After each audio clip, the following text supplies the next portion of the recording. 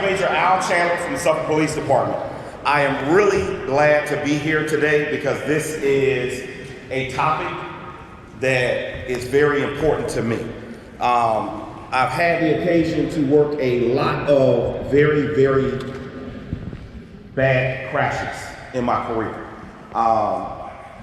And I want to make sure that we take every effort to make sure that none of you are involved in an unnecessary vehicular crash, okay? So we're going to talk about just a few things as far as the police department's response and how this thing works. The biggest thing is we're going into prom season, and it's a lot of partying, it's a lot of, how many folks are about to graduate? All right. So we're going to graduate, right? So after graduation, we're going to get our party on. And I'm trying to make sure that, first of all, we don't violate laws, so we mess up right out the gate, and we don't do anything dangerous. So we want to talk just briefly on the consequences of DUI arrests, all right? Make no mistake about it, people still drink and drive, and we still put a lot of people in jail behind drinking and driving. It's an unnecessary reason to go to jail, okay? Some of the things that you need to look at is it jeopardizes your driver's license. If you're under the age of 18, pretty much your license is going to be gone anyway. You get 2 charges, your license is gone.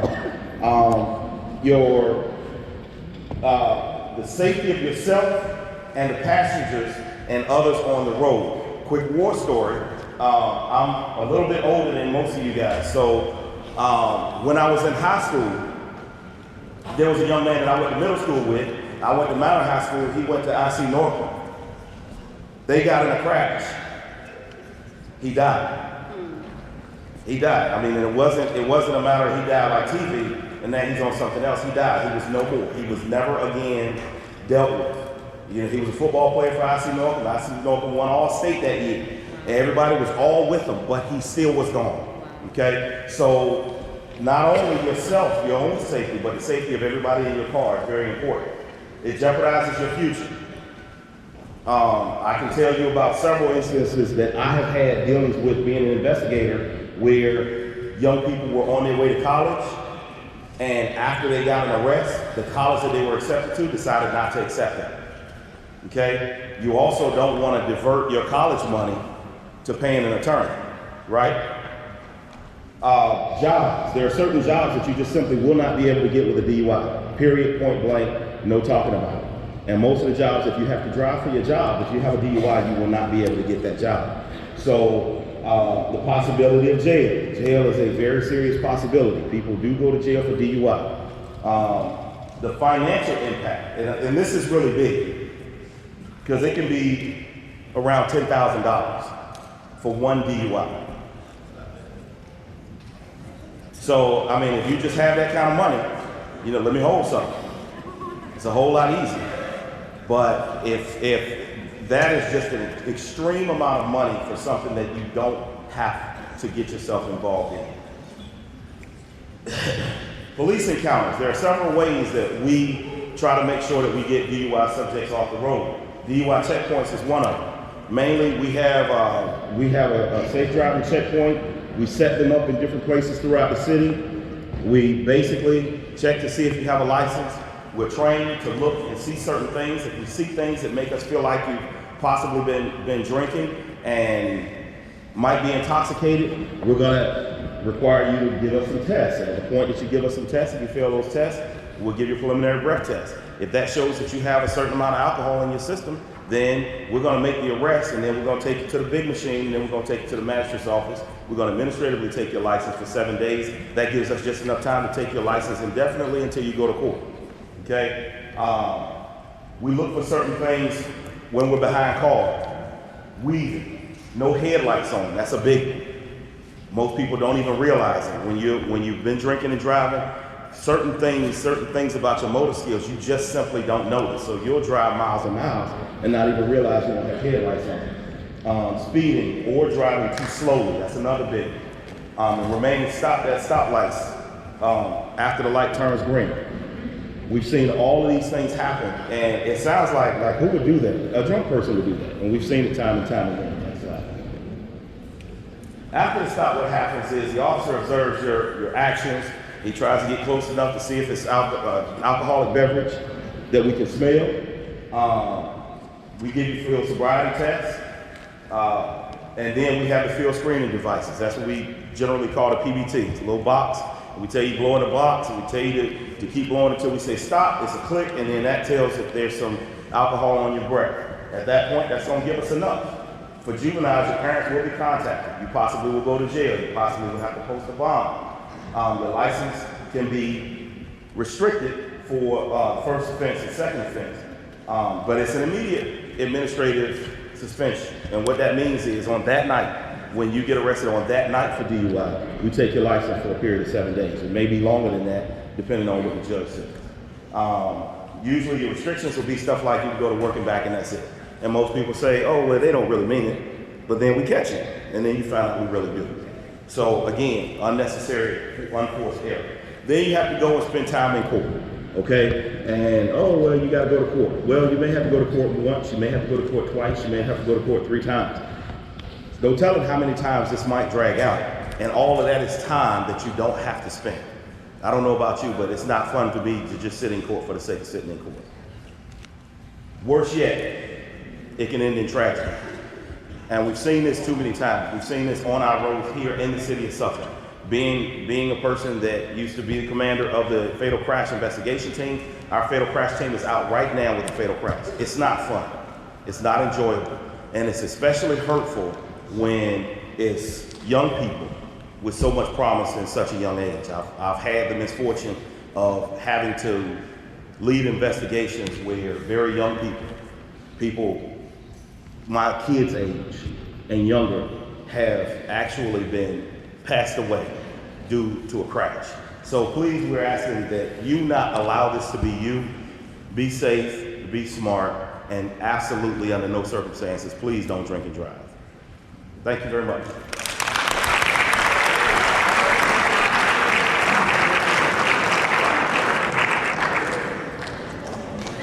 My name is Phil Ferguson, and I'm the Commonwealth's attorney in Suffolk. And what I'm going to talk to you a little bit about today, Major Chandler talked to you about what the police do and how things can affect you in a driving under the influence situation. What I'm going to do is talk to you about what the law is specifically. Because if someone is charged with DUI, it is the job of the Suffolk Commonwealth Attorney's Office to actually prosecute those cases.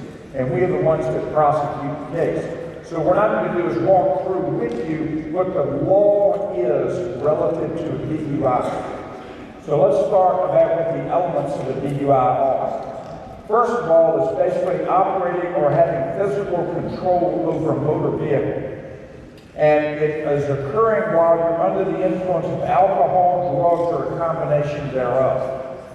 And it's also to a degree that impairs the ability to operate the motor vehicle safely. And the things that are determinative of whether or not you're impaired include whether it affects the manner, disposition, speech, or muscular movement and general appearance. If those things are affected, then basically you're an impaired driver, and then you're subject to the DUI laws. Operation. What is operating the motor vehicle? Most people would think operating the motor vehicle means you're going down the road in the car. But operation is actually a broader term than that, because operation includes engaging the car alone in sequence or anything that activates the car's power. And there's no bright line rule. Let me give you an example. Let's say you had been drinking one night and then it was cold outside and your car was sitting in your driveway. And you went in the driveway, turned the car on and the heater on, and then just passed out in the car. Because the vehicle is under your control, and because the engine is on, you're actually operating that motor vehicle. And theoretically, a police officer, if he came by and found you under the influence, you could actually be arrested for DUI for the car sitting in your own driveway. I'll give you an example. So when we talk about operation, it's broader than simply driving the car down the road. And it can involve simple things like the engine being turned on, or you're in possession of the keys, or let's say the radio is on. You just got the radio on. The key is turned on, the engine is off, and the radio is on, you are still under the law operating a motor vehicle. And so I just wanted to let you know what the law is because it's very broad, and I wanted to make you aware of that. The next thing is the impairment. This is what police officers look for in determining whether or not you're impaired. Whether you're weaving, whether you're giving incorrect signaling, you're running off the road, driving too slow, driving too fast, involved in an accident, or if a police officer stops you for some reason, then what they're going to be looking for is, do you have bloodshot eyes? Are you disheveled clothing? Do you have the odor of alcohol? Or an inability to stand or walk or perform field sobriety tests. What do they will also do to determine real quickly whether or not you may be under the influence? They'll give you what is called a preliminary breath test. And this is a test that is to determine whether alcohol is in your system. If they determine alcohol is present in your system, that alone is sufficient for them to establish probable cause to arrest an individual. Implied consent. This is the law in Virginia, just so you know. If you operate a motor vehicle, then you, as a matter of law, have been deemed, and if you're arrested within 3 hours of the operation of the vehicle, then you are deemed to have consented to a breath or blood test, whether you want to give it or not. It's called implied consent. And you are required then to submit to a breath test unless the machine is unavailable or down, or for some reason you're injured in an accident and in the hospital, or you're unable to submit in some way due to illness or injury. Or the other alternative is that the police officer suspects that it's not alcohol, but it's drug usage, such as marijuana or something of that sort instead of alcohol. Now, what is the level of alcohol? Under Virginia law, if you have a 0.05, which is generally probably 2 beers, then you're presumed to be not intoxicated. That doesn't mean you need to be going out and drinking 2 beers and think you're not under the influence, because there's no telling. Everybody's blood alcohol can go up or down, and different people absorb alcohol in different ways. So it can take a very small amount of alcohol depending on the situation. If you have a 0.06 to 07, then there's no presumption either way. It's basically neutral, and then if the case has to be proven, it has to be proven based on other evidence other than just the presumptions. But if you're a 0.8 or higher, which doesn't take that much from a drinking standpoint, then you are presumed to be under the influence of alcohol. Now, a breath test is admissible in court. It's performed with a calibrated machine and is used to establish whether or not there are any alcohol presumptions. Now, one thing people sometimes will say is, well, I'm just not going to take the test. I'm going to refuse. Well, if an individual refuses to take the test because they know they're intoxicated, then what happens is it's automatic. You're going to lose your driver's license for 1 year, period. And if it were a second offense where one refuses, it's a Class 1 misdemeanor. And just so you know what a Class 1 misdemeanor is, and lose your driver's license for 3 years. Class 1 misdemeanor is an offense that carries a potential jail sentence of up to 12 months and a fine of up to $2,500 with a refusal or loan. In a blood test, it's a loss of driver's license for a year for a first refusal and 3 years for a second offense. Now, let's talk about something that particularly affects young people, particularly, let's say, at high school age, or even to some degree if you go off to college. If you're under the age of 21, then it's actually unlawful to operate a motor vehicle with any alcohol in your system at all. And in fact, if you have a level of a 0.02, and let me tell you, a 0.02 means you've had 1 beer. That's basically what it means. If you have that level, then in effect you're driving under the age of 21 with alcohol in your system. And that is a crime in and of itself. So this is what occurs. Number one, it's a Class 1 misdemeanor. Number two, it is a forfeiture of driver's license for 1 year, and a $500 fine or 50 hours of community service is a mandatory minimum sentence plus the completion of an alcohol safety action program. And as Major Chandler told you, to do this part alone would probably cost you in the thousands of dollars. To go through an alcohol safety action program or one of those things, they're very expensive. And so what I'm telling you is, any alcohol at all, if you're under the age of 21, it can get you in a lot of trouble. For a DUI first offense, normally it carries up to a year in jail with a mandatory minimum $250 fine. If you operate a motor vehicle, you've got to have what's called a ignition interlock system. This is something you have to pay for, and you cannot start that car without blowing into a tube, and the tube would then register if you have alcohol or not. If you have no alcohol, the car will start. If you have alcohol in your system, it will not start. In addition to that, you've got to go to an ASAP program, and if your blood alcohol is 0.15 or more, you will have a mandatory minimum of 5 days in jail, and it's 0.20 or more, a mandatory minimum of 10 days in jail. For a second offense, the penalties get higher, the mandatories get higher. That's the primary difference. It's the same 1 year in jail is up to a year in jail is the sentence. But you've got a mandatory minimum of 20 days if it's a second offense within 5 years, and 10 days within 10 years. You've got a mandatory minimum fine. Now it's gone from $250 to $500. And a BAC of a 0.15 to 0.19 gives you 10 more days of mandatory jail time. And if it's a 0.20 or higher, then 20 or more mandatory days in jail. So as you can see, driving under the influence is a serious matter that can have serious implications, including fines, costs of money, as well as jail time. Now, a third offense DUI, and this is important, this can totally ruin your life, because if you're convicted of a third offense DUI, then you're talking about a felony criminal offense. That is an offense that keeps you from voting, it takes away all your rights as a citizen, the whole 9 yards. And that carries up to 5 years in prison for a third offense DUI, with a mandatory minimum of 90 days in jail.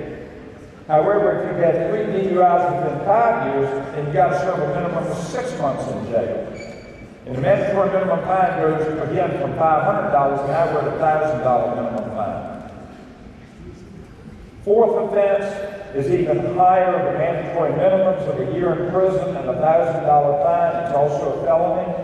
And if you have a passenger 17 years of age or younger in the car, then there's an additional fine, minimum fine of $500, and an additional mandatory minimum of 5 days in jail. So the bottom line is you could have an adult driving, but if he's got a juvenile in the vehicle, then the mandatory minimums and fines increase. Now this is an offense that we have seen on more than one occasion where somebody's driving under the influence and they kill somebody. When that occurs, it's an offense, it's a felony called involuntary manslaughter. And this is where you didn't intend to kill anybody, but it so happened that you were driving under the influence and a person was killed as a result of the accident that you were involved in. And if it's an unintentional death, it carries up to 10 years in prison. And if there's a reckless disregard for human life, it carries up to 20 years in prison. Another offense that's similar to DUI is naming by DUI. This is an unintentional serious bodily injury where a person is driving under the influence and a person in the car is injured. It wasn't intentional, then it carries up to 5 years in prison. And if there's serious bodily injury, then it carries a minimum of 2 years to a maximum of 10. Now, these are some real headlines that occurred in the newspaper. This really happened in Suffolk. We had one where it said the Suffolk school was reeling after a senior's death. This was a senior after a prom that went out with his friend and ran off the road and killed his best friend.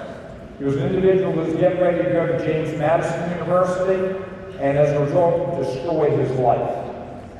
This is what happened. He got indicted and he was ultimately convicted of the DUI death and served time for it. At the time, his BAC was a .11, and he still had the memory of knowing that he killed his friend. So this is very serious stuff. The last one on the list just occurred, the sentencing. This was an individual that was a student at Kingsport High School here in Suffolk. The individual was driving down the road, texting. Okay, this wasn't driving under the influence. He was texting the whole way down from Kingsport Highway down Route 10 and ran into the rear of a car that was turning left.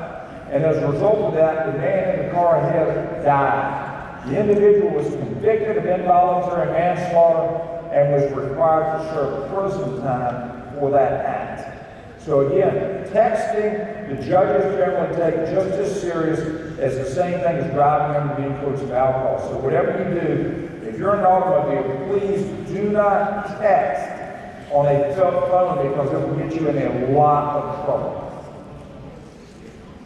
Thank you very much for your attention and time. I wanted to bring these things to you to re-emphasize, as Major Chandler did, the importance of not getting yourself involved in this. We want you to have a good time, but we're here today to try to help you not get involved in the criminal justice system. Thank you all very much. Appreciate it.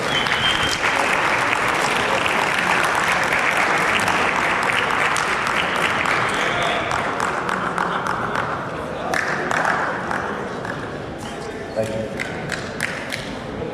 All right, good morning. My name is Lieutenant Kane with the Suffolk Sheriff's Office.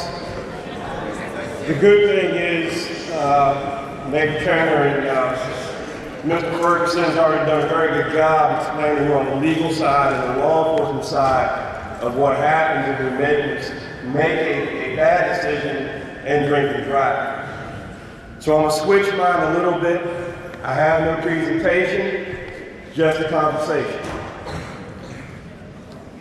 What I want to tell you is you matter to someone. Whether it's your parents, a brother or sister, grandparents, friends, the person sitting next to you, boyfriend or girlfriend that's in the car next to you. You matter to someone. Making that bad decision may affect you in all the ways that have been said prior to me coming up here. Those are very real possibilities. The worst possibility, I think, is living with the guilt that you killed someone, not yourself, but someone else. Whether it's someone else in your car or someone simply driving their kids to soccer practice, basketball game, when they die. And for me, that is worse, because you robbed someone that opportunity to reach their full potential. You robbed that parent the joy of seeing their child reach that potential. You matter to someone. And I promise you, this is going to be really, really short. I'm going to leave my cards here. Prom coming up, graduation coming up. I ain't so old that I don't remember. I remember fully. On this card, please come and get me. If you think already that you're going to make that bad decision, let me help you not make that bad decision. Numbers on the card. 11 o'clock at night, call me. 2 o'clock in the morning, call me. I will come pick you up so that you don't rob your parents of joy of seeing you walk down that line in June. You call me so you make sure your prom date gets home safely. You call me to ensure that you're not robbing somebody else. I'm going to leave you with this. We've all seen the t-shirts. I don't want to see your face on a t-shirt with the letters underneath, R.I.P. I don't want to see your face on a t-shirt that says, gone too soon. You matter to someone. Thank you.